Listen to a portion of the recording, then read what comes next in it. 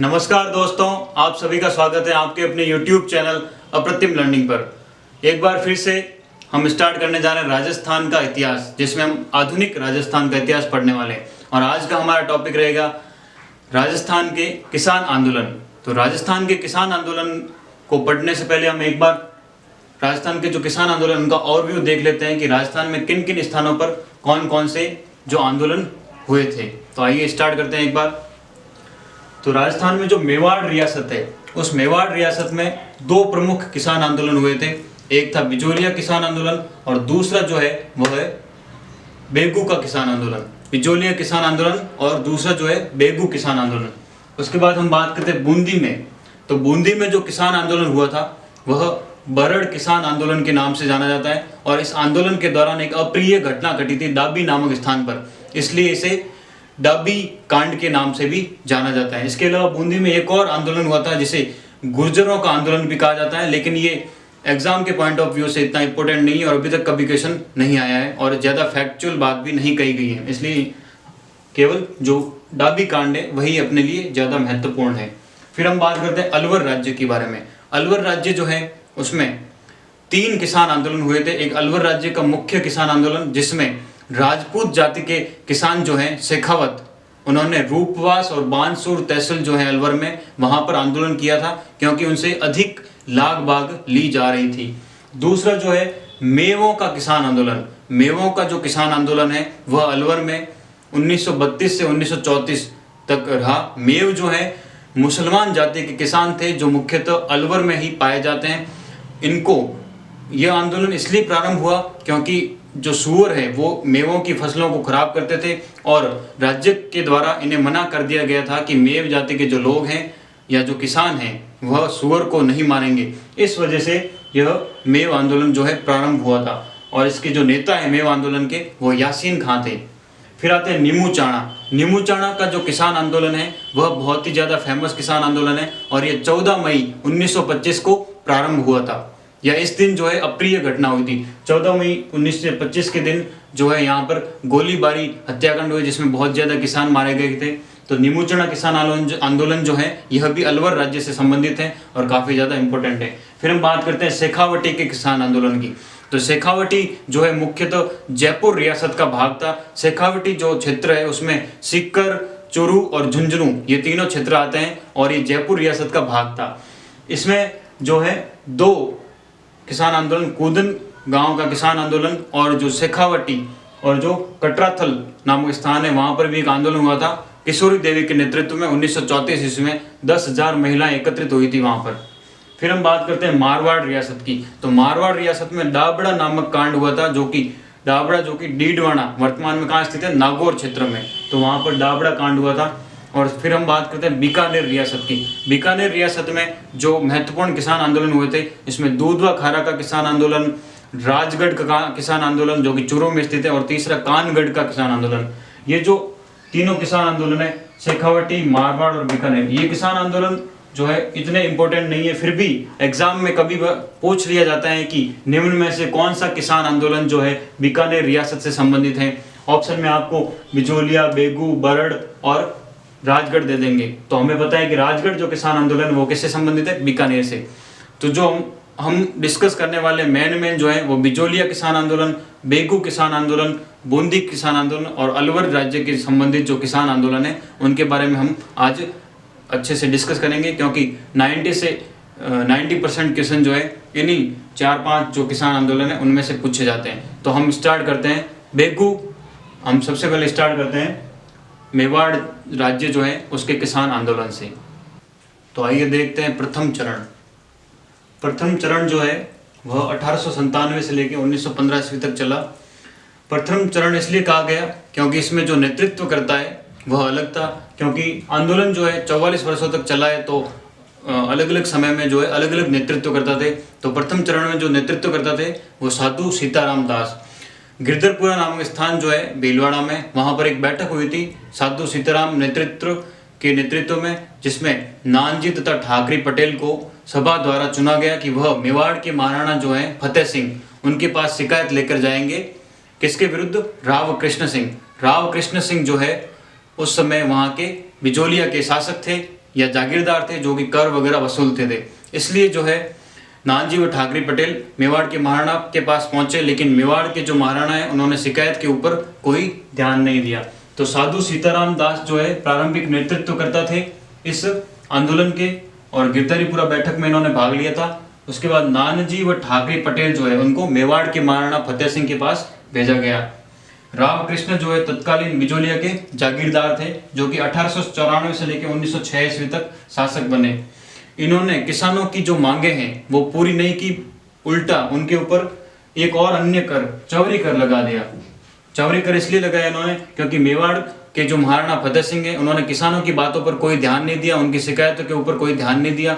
इसलिए जो राव कृष्ण सिंह है उसके हौसले बहुत ही ज्यादा बुलंद हो गए थे। इसलिए उसने 1903 में एक और नया कर इंट्रोड्यूस कर दिया जिसका नाम था चौरी कर। ये चौरी कर जो है उस समय लिया जाता था जब किसी भी बिजोलिया ठिकाने की लड़की की शादी होती थी तो उससे परिवार से 5 रुपए कर के रूप में लिए जाते थे। तो इसलिए किसानों ने उसका विरोध किया और लगभग 200 किसान जो है अपनी बेटियों के साथ, जो कि विवाह की उम्र की थी लेकिन उनका विवाह नहीं किया गया, इसके बाद विरोध के बाद जो है चौरी कर को समाप्त किया गया। राव कृष्ण सिंह जो है उनका 1906 ईस्वी में निधन हो गया था। तो एक नया शासक आया बिजोलिया का जिसका नाम था राव पृथ्वी सिंह। क्या नाम था दोस्तों? राव पृथ्वी सिंह, जो कि 1906 से 1914 ईस्वी तक यहाँ के शासक बने रहे। राव पृथ्वी सिंह ने आते ही एक और नया कर प्रारंभ कर दिया जिसका नाम था तलवार बंधाई कर या उत्तराधिकार शुल्क। उत्तराधिकार शुल्क से तात्पर्य है कि भाई जो राव कृष्ण सिंह है उसकी मृत्यु हो गई तो उसके बाद जो नया उत्तराधिकारी जो भी आता था वह एक शुल्क लगाता था जिसे उत्तराधिकार शुल्क कहा गया। और यह कब इंट्रोड्यूस हुआ था? 1906 ईस्वी में। इसके बाद हम बात करते हैं कि जो बिजोलिया किसान आंदोलन है उसके प्रथम चरण जो है उसमें साधु सीताराम दास के अलावा कौन कौन नेता थे जो कि उस समय फेमस थे? तो उनका नाम है ब्रह्मदेव दादिच और एक और जो है फतेहकरण चारण। ये दोनों जो है इनके अलावा और सम्मिलित थे। फिर हम बात करते हैं बिजोलिया किसान आंदोलन जो है उसको प्रथम किसान आंदोलन या संगठित किसान आंदोलन या अहिंसात्मक आंदोलन के नाम से भी जाना जाता है। और बिजोलिया किसान आंदोलन का जो प्रथम चरण था वह स्वतः स्फूर्त था। स्वतः स्फूर्त किस लिए था? क्योंकि यहाँ पर जो है स्थानीय नेता ही थे, स्थानीय ग्रामीण लोग थे, उन्होंने ही जो है सर्वप्रथम जो आंदोलन है वो प्रारंभ किया था। इस प्रकार हमने प्रथम चरण को समाप्त कर लिया। अब हम बढ़ते हैं द्वितीय चरण की ओर। बिजोलिया किसान आंदोलन का दूसरा चरण इसलिए कहा है क्योंकि इस चरण में जो नेतृत्व करता है वो कौन थे? विजय सिंह पथिक जो है राजस्थान में जनवरी 1915 को रास बिहारी बोस के कहने पर आए थे। यहाँ पर ये गोपाल सिंह खरवा जो कि ओछड़ी के शासक थे तथा वो भी एक महान क्रांतिकारी थे, उनके पास आकर रुके तथा बाद में जब साधु सीताराम दास से ये मिले तो साधु सीताराम दास ने इनसे आग्रह किया कि आप जो है बिजोलिया किसान आंदोलन का नेतृत्व करें। तब जाकर इन्होंने बिजोलिया किसान आंदोलन का नेतृत्व किया 1916 ईस्वी में। तो सवाल ये आ सकता है कि विजय सिंह पथिक ने जो है किसके कहने पर बिजोलिया किसान आंदोलन का नेतृत्व किया? तो साधु सीताराम दास के कहने पर। कब किया था? तो 1916 ईस्वी में। इन्होंने 1916 ईस्वी में विद्या प्रचारिणी सभा और सेवा समिति की भी स्थापना की थी वहां पर आकर बिजोलिया में। फिर उन्होंने 1917 ईस्वी में ऊपरमाल पंच बोर्ड का गठन किया। ऊपरमाल पंच बोर्ड जो है वह एक 13 सदस्यीय निकाय था तथा जिसके अध्यक्ष जो है मन्ना पटेल है। इसका गठन इसलिए किया गया था क्योंकि पहाड़ी क्षेत्र जो है वहाँ पर किसानों को एकत्रित करने के लिए, ताकि उनमें आपस में एक सहयोग बना रहे तथा जो आंदोलन है वह लगातार चलता रहे। इस वजह से ऊपरमाल पंच बोर्ड का गठन किया गया था। इसके बाद जो है विजय सिंह पथिक 1918 ईस्वी में बम्बई महाराष्ट्र गए ताकि बिजोलिया जो है किसान आंदोलन उसको राष्ट्रीय स्तर पर पहुंचाया जा सके। वहां पर उनकी महात्मा गांधी से मुलाकात हुई, जिसे महात्मा गांधी ने जो विजय सिंह पथिक है उनको राष्ट्रीय पथिक की संज्ञा दी। इसके बाद जो है उन्होंने 1919 ईस्वी में विजय सिंह पथिक ने वर्धा महाराष्ट्र में जाकर राजस्थान सेवक संघ की स्थापना की और वहां पर एक पत्र का प्रकाशन भी किया जिसका नाम क्या था? राजस्थान केसरी। तो राजस्थान सेवक संघ की स्थापना कब की थी? 1919 ईस्वी में। कहां पर की थी? तो यह की थी वर्धा जो कि महाराष्ट्र में स्थित है और वहां से एक पत्र का संपादन किया था जिसका नाम था राजस्थान केसरी। इसके बाद उन्होंने जो ये राजस्थान सेवक संघ है जिसकी स्थापना वर्धा महाराष्ट्र में की थी उसको स्थापित करके राजस्थान में लाया गया। तो राजस्थान सेवक संघ की स्थापना अजमेर में कब की गई थी? तो 1920 ईस्वी में। कब की गई थी? 1920 ईस्वी में। वहां पर उन्होंने एक नया समाचार पत्र प्रकाशित किया जिसका नाम था नवीन राजस्थान। नवीन राजस्थान। यह पत्र लगभग साल 2 साल तक चला। इसके बाद जो है अंग्रेजों ने इस पत्र को बंद करवा दिया, समाचार पत्र को। इसलिए विजय सिंह पथिक ने एक नए नाम से, जिसका नाम तरुण राजस्थान रखा गया, नए नाम से तरुण राजस्थान नाम से एक समाचार पत्र निकाला तथा उसको लोगों में जो है क्रांतिकारी आंदोलन फैलाने की कोशिश की। इसके बाद एक पंछेड़ा गीत आता है। पंछेड़ा गीत जो है माणिक्यलाल वर्मा ने गाया था किसानों में जोश भरने के लिए, ताकि जो आंदोलन है वह लगातार बना रहे और जो है जो शासक है, जो मेवाड़ में बैठे थे, वो उनकी बातों को मान ले तथा लाग बाग जो कर है वो उनको कम कर ले। इसके बाद एक बात करते हैं प्रताप नामक समाचार पत्र। ये इसके बारे में काफी ज्यादा बार सवाल पूछा जा सका, इसलिए इसको पॉइंट को भी हमने साथ में कवर किया है। प्रताप नामक समाचार पत्र जो है कानपुर से प्रकाशित किया जाता था गणेश शंकर विद्यार्थी द्वारा। इस समाचार पत्र ने बिजोलिया किसान आंदोलन को राष्ट्रीय स्वरूप प्रदान किया तथा सभी लोगों को पता चला कि जो बिजोलिया किसान आंदोलन है वह बहुत ही तरीके से घट रहा है। इसको वहां पर जो है लोगों की बातें नहीं मानी जा रही हैं। इसलिए प्रताप नामक समाचार पत्र जो है कानपुर से प्रकाशित होता था। इस प्रकार द्वितीय चरण जो है समाप्त हो गया। अब हम तीसरे चरण की ओर बढ़ते हैं। तो तीसरे चरण के बारे में हम देखते हैं। बिजोलिया किसान आंदोलन का जो तीसरा चरण है उसका नेतृत्व करता कौन थे? माणिक्यलाल वर्मा। तीसरा चरण में ये नेता क्यों बदल गए? क्योंकि जो है 10 सितंबर 1923 ईस्वी को अंग्रेजों द्वारा विजय सिंह पथिक को गिरफ्तार कर लिया। इसलिए माणिक्यलाल वर्मा जो है अब बिजोलिया किसान आंदोलन के नेतृत्वकर्ता बने और तीसरा चरण जो है 1924 से 1941 ईस्वी तक चला। तीसरे चरण में जो अन्य नेता थे, अन्य महत्वपूर्ण नेता कौन कौन थे? जमनालाल बजाज और हरिभाऊ उपाध्याय। हरिभाऊ उपाध्याय जो है उन्होंने एक त्याग भूमि नाम का पत्र जो है प्रकाशित किया था अजमेर से। क्या नाम था उसका? त्याग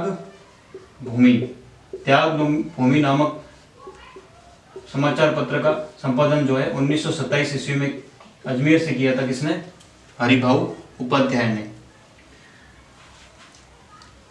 इसके बाद जो है आंदोलन धीरे धीरे कम हो रहा था क्योंकि किसानों की जो है बातें मान ली गई थी और 1941 ईस्वी में आंदोलन पूर्णतः समाप्त हो गया। इससे पहले एक समझौता हुआ था मेवाड़ के प्रधानमंत्री टी.वी. राघवाचारी तथा वहां के राजस्व मुखिया मोहन सिंह मेहता के मध्य। किसके मध्य समझौता हुआ था? मेवाड़ के प्रधानमंत्री टी. विजय राघवाचारी तथा राजस्व विभाग के मुखिया मोहन सिंह मेहता के मध्य एक समझौता हुआ। इस समझौते के माध्यम से किसानों की जो भी शिकायतें थी उन सभी शिकायतों को दूर कर लिया गया। इस प्रकार जो है 1941 ईस्वी में पूर्णतः समाप्त हो गया। इस प्रकार कुल 44 वर्षों तक, कितने वर्षों तक? 44 वर्षों तक ये आंदोलन जो है बिजोलिया किसान आंदोलन चला और ये सबसे लंबा किसान आंदोलन भी था। इस प्रकार हमने बिजोलिया किसान आंदोलन को पूर्ण कर लिया है। अब हम बात करते हैं बेगू किसान आंदोलन की। चित्तौड़ राज्य से संबंधित जो दूसरा किसान आंदोलन है या मेवाड़ राज्य से संबंधित जो दूसरा किसान आंदोलन है वह बेगू किसान आंदोलन है। बेगू जो है वह मेवाड़ राज्य का एक अश्रेणी का ठिकाना था। बेगू जो वर्तमान में चित्तौड़गढ़ राज्य में स्थित है, लेकिन पहले जो है भीलवाड़ा में स्थित था। मैनाल नामक स्थान जो है भीलवाड़ा में, जो कि अपने त्रिवेणी संगम के लिए जाना जाता है और मैनाल में एक मैनाल जलप्रपात भी स्थित है मैनाल नदी के ऊपर। मैनाल में जो है इनकी बैठक हुई किसानों की, जिसमें विजय सिंह पथिक को बेगू किसान आंदोलन का नेतृत्वकर्ता बनाने की बात कही गई, लेकिन विजय सिंह पथिक ने कहा कि मैं अभी बिजोलिया किसान आंदोलन का नेतृत्व कर रहा हूँ, इसलिए आप लोग जो है राम नारायण चौधरी जो कि मेरा मित्र है उसको आप नेतृत्वकर्ता बनाइए। इस प्रकार जो है बेगू किसान आंदोलन का नेतृत्वकर्ता कौन था? राम नारायण चौधरी। बेगू किसान आंदोलन के नेतृत्वकर्ता कौन थे? राम नारायण चौधरी। बेगू में जो किसान आंदोलन इसलिए प्रारंभ हुआ क्योंकि यहाँ पर जो है अधिक लाग बाग और बैठ बेगार ली जाती थी। कुल 25 प्रकार की जो है लाग बाग इनसे ली जाती थी। कितनी प्रकार की?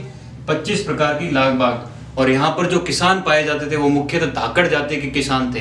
धाकड़ जाति के जो किसान है वो बेगू में पाए जाते। उस समय बेगू का जो शासक था वो ठाकुर अनूप सिंह चुंडावत थे। बेगू के शासक जो है वो अनूप सिंह चुंडावत थे। बेगू के शासक ने जो है किसानों की बातें मान ली थी तथा उनसे एक समझौता किया। बेगू के शासक जो है अनूप सिंह चुंडावत और किसानों के मध्य समझौता हो गया और इसकी सारी बातें मान ली थी। लेकिन मेवाड़ में जो शासक बैठे थे उस समय उन्होंने इस समझौते को बोल्शेविक समझौते की संज्ञा दी। तो बोल्शेविक समझौता जो है वो किस किसान आंदोलन से संबंधित था? तो बोल्शेविक समझौता जो है बेगू के किसान आंदोलन से संबंधित था और इसके संबंध में मेवाड़ के राजा ने एक यहाँ पर आयोग भेजा जिसका नाम था ट्रेंच कमीशन। क्या नाम था? Trench commission. ये ट्रेंच कमीशन या ट्रेंच आयोग जो है इसका संबंध बेगू के किसान आंदोलन से है और इस आंदोलन का जो अध्यक्ष इस ट्रेंच आयोग का जो अध्यक्ष है वो ट्रेंच था और इसने आते ही गोविंदपुरा नामक स्थान पर जिस दिन किसानों की जो सभा आयोजित की जा रही थी वहां पर गोलीबारी कर दी इसने आते ही 13 जुलाई 1923 ईस्वी को। इस गोलीबारी में रूपाजी और कृपाजी नामक धाकड़ किसान जो है मारे गए थे। क्या नाम था उनका? रूपाजी और कृपाजी। रूपाजी एवं कृपाजी धाकड़ जो है वो इस गोलीबारी में शहीद हो गए थे। तो गोविंदपुरा कांड के नाम से जाना जाता है। 13 जुलाई 1923 ईस्वी को रूपाजी और कृपाजी धाकड़ शहीद हो गए। इस समय जो है विजय सिंह पथिक स्वयं यहाँ पर आए और उन्होंने आंदोलन का नेतृत्व किया। इस प्रकार इसका द्वितीय चरण जो है प्रारंभ हो गया 1923 ईस्वी में। लेकिन कुछ समय बाद ही अंग्रेजों ने विजय सिंह पथिक को गिरफ्तार कर लिया 10 सितंबर 1923 ईस्वी को। कब गिरफ्तार किया था? 10 सितंबर 1923 ईस्वी को।